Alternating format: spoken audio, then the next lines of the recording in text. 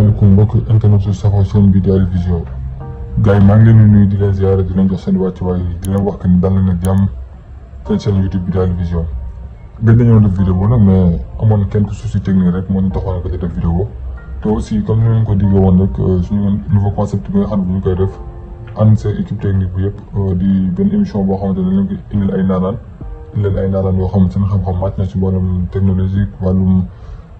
lépp loo xamante ne si développement personnel la wala business incha allah rabbi dina indi ay ndaanaan yoo xamante ne si dañ siy waxtaan ak yéen mais d'ici quelques jours dina disponible incha allah rabbi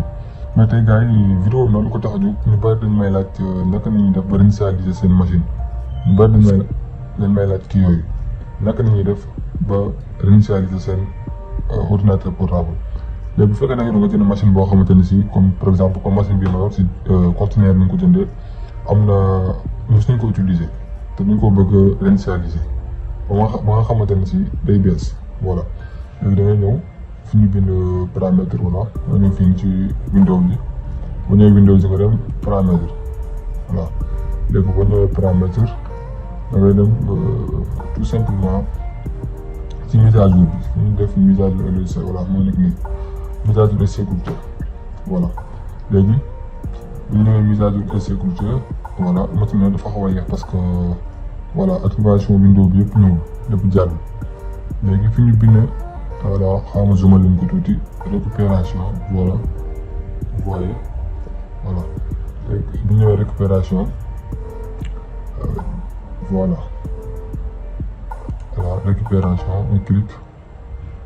même sax gis ngeen am na ay mise à jour disponible nii pour l'instant mais dañoo bëgg réinitialiser war machine bi. léegi am nga deux options pour réinitialiser machine bi fii bu ñu la bindee réinitialiser sa PC am nga option démarrer avancé mais boobu pour ñi nga xamante ne si ñu koy def dañuy installé waa beneen système boo xamante ne si c'est personnalisé mais ñun bu ñu intéressé moom bu ci kaw te man boobu tamit daal la ñu suggéré voilà léegi da nga ñëw def commencé bu ci kaw ne ñun moo ñu intéressé voilà léegi dañuy cliquer boobu commencé. léegi nag am nga deux options boo xamante ne tamit aussi mën nga mën a réinitialiser waat sa machine option bu njëkk mooy conserver mes fichiers maanaam mu réinitialiser la machine bi mais dafay bàyyi fichiers yi nga xamante ne moom moo ci defoon mais loolu yaakaar naa amul sens quoi benn instant amul sens ndax parce que boo demee ba réinitialiser boobu mu beesaan moom léppay dañ fekkee intéressé wul mais supprimer tout moom mooy nga dindi lépp loo xamante ne si mu ngi ci ñu ne option boobu la ñuy choisir voilà. et da ngay def supprimer tout voilà léegi voilà day préparé wu instant bi léegi ñëw na ñuy wax que ni voilà supprimer l'application nettoyez pas les lecteurs da ngay def suivant bu ñu defee suivant aussi day defar beneen préparation donc cette opération ne va pas prendre longtemps léegi du yàgg quoi léegi dañuy indi yeneen option yi nga xamante ne si moom la ñu war a def voilà dañuy xaar tuuti mu ñëw. gannaaw ba mu paree def li nga xamante ne si mooy préparation yi léegi nee na ma prêt pour réinitialiser sa PC mais mun ma la réinitialisation va maanaam lu mu war a def supprimer tous les fichiers correspondants fichier personnel et les comptes d'utilisateur de sa PC maanaam ci bépp fichier boo xamante personnel la ak compte utilisateur bi ci nekk da koy dindi aussi nee na ma supprimer toutes les modifications apportées aux paramètres mooy modification yi nga defoon ci paramètres yi maanaam comme par exemple thème ordinateur bi nga def ko blanc wala noir bu nga def si nga personnaliser ay paramètres yi ci biir système bi ci biir paramétrage bi yëpp du ko supprimer daal def supprimer l'ensemble des applications et des programmes maanaam application yi ñu ci installé woon yëpp yu si nekkoon yëpp nga xam ne installé woon nañ ko ci da koy dindi mais aussi nag day réinitialiser Windows à partir de cet appareil comprendre léegi même système Windows bi bon système Windows 10 bi ci nekk da koy réinitialiser waat mu nekkaat à jour voilà ñu me remarque cette opération va prendre un certain temps et votre PC redémarrera maanaam nee na ma opération bi rek maanaam réinitialisation bi ngay def nii mën naa jël beneen temps bi mën na jël 1 heure de temps 2 heures mën na jël sax xaalis journée ba tey mën na nekk voilà bu pare nag bu defee réinitialisation ba pare nag nee na ma ordinateur bi day redémarrer wul boppam comprendre nga léegi nag ñu ngi def réinitialiser et dañuy def appliquer moo tax yii nii da ciy baax yi da nga koy lire ba pare xool ba xam yow lu ñu bindee nii yëpp amul leen loo xam ne dina ci gàllankoor ndax fii su ne supprimer tous les fichiers personnels fekkoon na yow da ngaa choisir beneen option supprimer tout bi nga choisir te bëggoo supprimer say données personnelles comme option bi moo la wanoon ci commencement bi mooy option supprimer et conserver les données personnelles boobu ngay jël mais bu jëlee supprimer tout moom ça veut dire que mooy raxas loolu lañ ko mën a tuddee maanaam bale ba mu set wecc voilà léegi nag yaakaar naa comprendre ko parce que ñu bëri ñu may envoyé message problème boobu la ñu am voilà nee na ñuy bëgg réinitialiser machine yi ñuy bëgg a conserver seen données personnelles léegi option boobu mu leen njëkk a wan noonu moom ngeen di jël mooy option 1 bi